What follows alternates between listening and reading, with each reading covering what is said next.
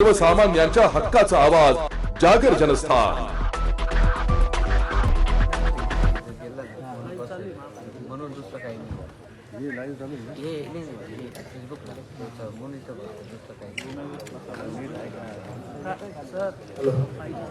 सुस्वागतम सुस्वागतम सुस्वागतम।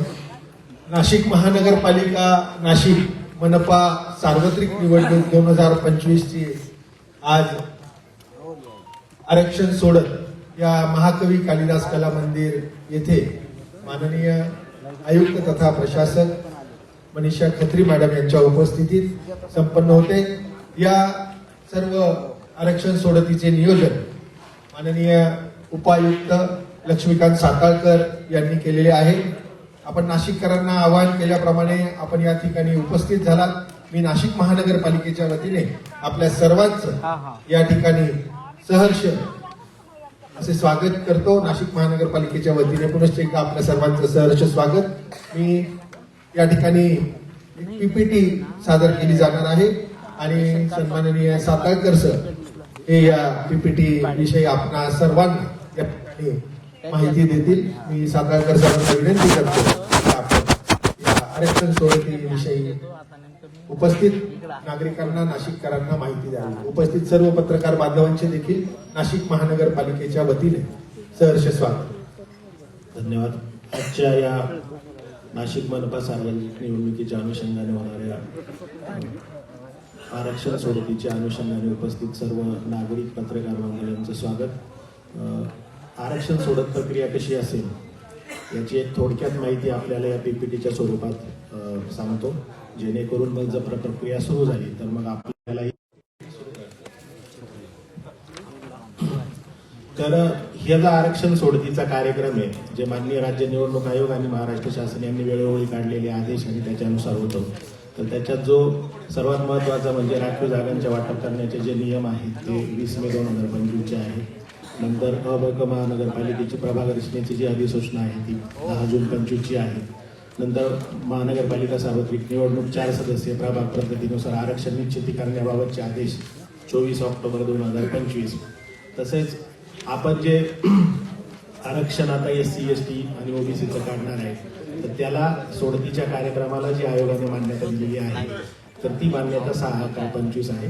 तर या नियमानुसार साधारणपणे ही प्रक्रिया आपण राबवणार आहोत। पुढे हा एक तक्ता आहे, याला माननीय राज्य निवडणूक आयोगाने मान्यता दिलेली आहे। त्याच्यामध्ये लोकसंख्येच्या प्रभागांच्या उतरत्या क्रमानुसार जशा जागा येतात त्या अनुसूचित जाती राखीव असतील, अनुसूचित जमाती राखीव असतील, नागरिकांचा मागास प्रवर्ग राखीव असतील, याच्यासाठी कोणत्या जागा असाव्यात हे आयोगाने ठरवून दिलेले आहे। त्याची ही मान्यतेचं हे पत्र आहे। याची पुढचा जो गोषवारा आहे तो सविस्तरपणे तो आपल्याला स्पष्ट दिसेल। प्लस तुम्हाला एक जो कागद दिलेला आहे सर्वांनाच तिथे उपस्थित असलेला, त्याच्यामध्ये हाच गोषवारा इंग्लिशमध्ये ऐवजी मराठीमध्ये सविस्तर आपल्याला समजेल याच्यामध्ये आपल्याला दिला आहे, जेणेकरून आपलाही गोंधळ होणार नाही, प्रक्रिया आपल्याला व्यवस्थित समजेल। पुढे घ्या। आपल्या नाशिक मनपामध्ये साधारण 122 जागा आहेत आपल्या सर्व नगरसेवकांच्या। त्याच्यापैकी अनुसूचित जातीच्या 18 जागा आहेत, त्यापैकी 9 जागा महिलांसाठी राखीव होतील। नंतर अनुसूचित जमातीच्या 9 जागा आहेत, त्यापैकी 5 जागा महिलांसाठी राखीव होतील। नंतर नागरिकांचा मागास प्रवर्ग याच्या 32 जागा आहेत, त्यापैकी 16 जागा महिलांसाठी राखीव होतील। आणि सर्वसाधारणच्या 63 जागा आहेत, त्यापैकी 31 जागा महिलांसाठी राखीव होतील। म्हणजे टोटल एकूण 122 पैकी 50% 61 जागा या महिलांसाठी राखीव होतील। आता सोडतीची प्रक्रिया कशी असेल ती पण तुम्हाला जो कागद दिलेला आहे त्याच्यामध्ये सविस्तरपणे दिलेले आहे। पुढे घ्या। नेक्स्ट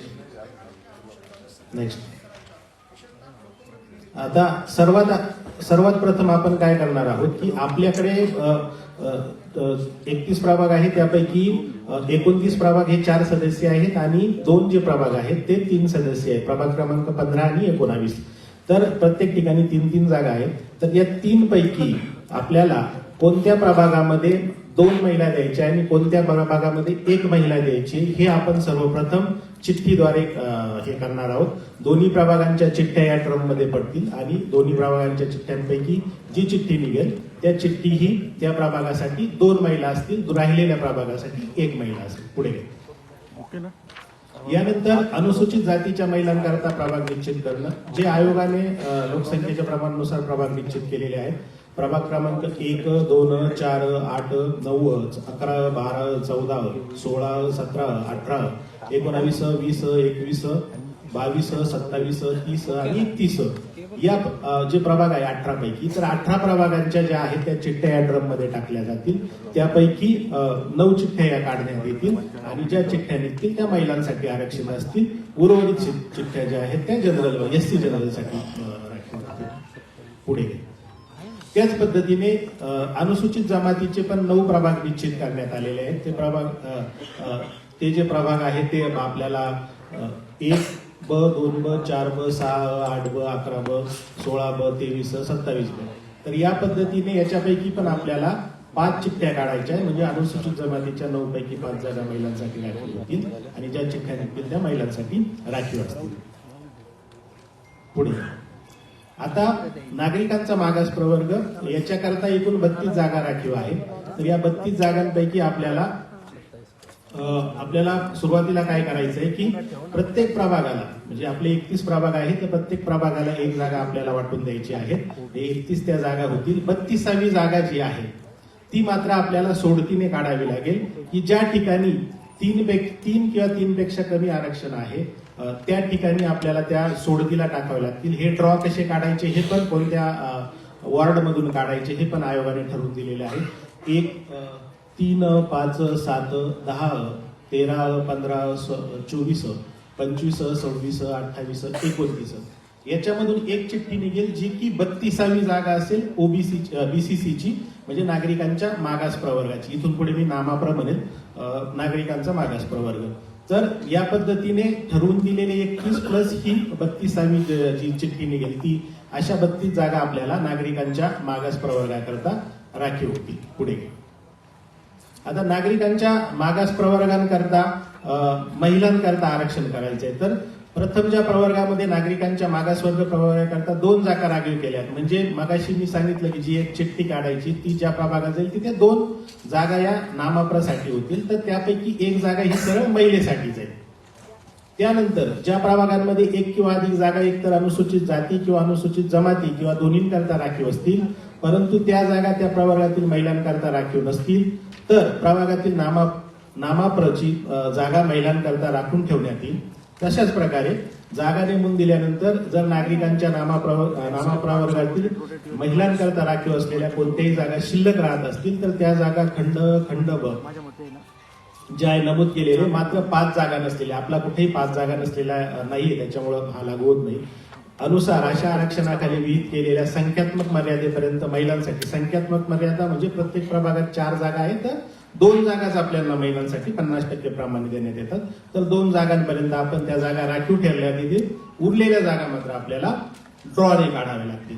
म्हणजे SC आणि STचं समजा दोन्हीही एकाच प्रभागामध्ये SC आणि STचं म्हणजे अनुसूचित जाती आणि अनुसूचित जमातीचं दोन्ही आरक्षण जर महिलांकरता जर निघत असेल तर त्या प्रभागात 2च जागा महिलांकरता देय असल्यामुळे त्या राहिलेल्या ज्या जागा आहेत त्या सरळ या जनरलसाठी जातील. या उलट जर SC आणि ST करत्याच्या दोन्ही जागा जर म्हणजे अनुसूचित जाती अनुसूचित जमाती करताच्या दोन्ही जागा जर जनरलसाठी निघालेल्या असतील तर मग राहिलेल्या दोन्ही जागा ह्या सरळ आपल्याला विना चिठ्ठी काढता महिलांसाठी राखीव करून ठेवाव्या लागतील. याच पद्धतीने आपल्याला ज्या प्रभागांमध्ये एकच अनुसूचित जातीची किंवा अनुसूचित जमातीची जागा आहे त्या ठिकाणी आपल्याला या पद्धतीने जावं लागेल आणि त्या पद्धतीने आपण काही जागा थेट नेमून देणार आहेत. 16 पैकी ज्या जागा थेट नेमून द्यायच्या त्या आपण नामाप्र महिलांसाठी थेट नेमून देऊ.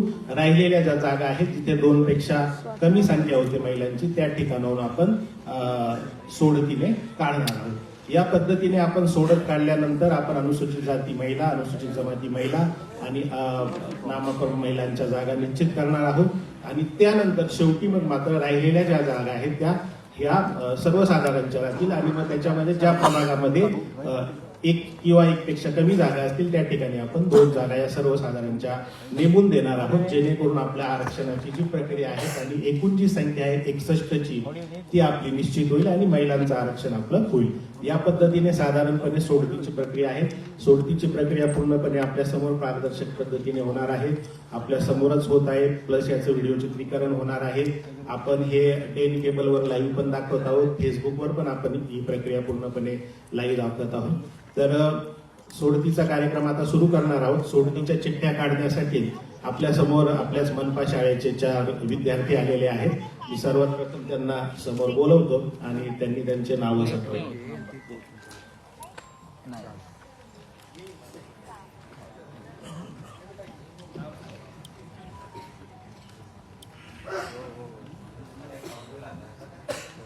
माझे नाव सान्वी रवी कदम आहे.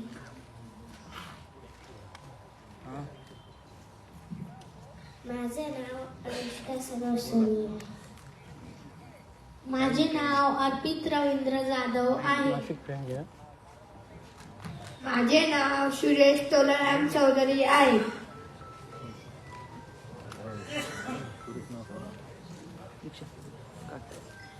चालू आहे ना?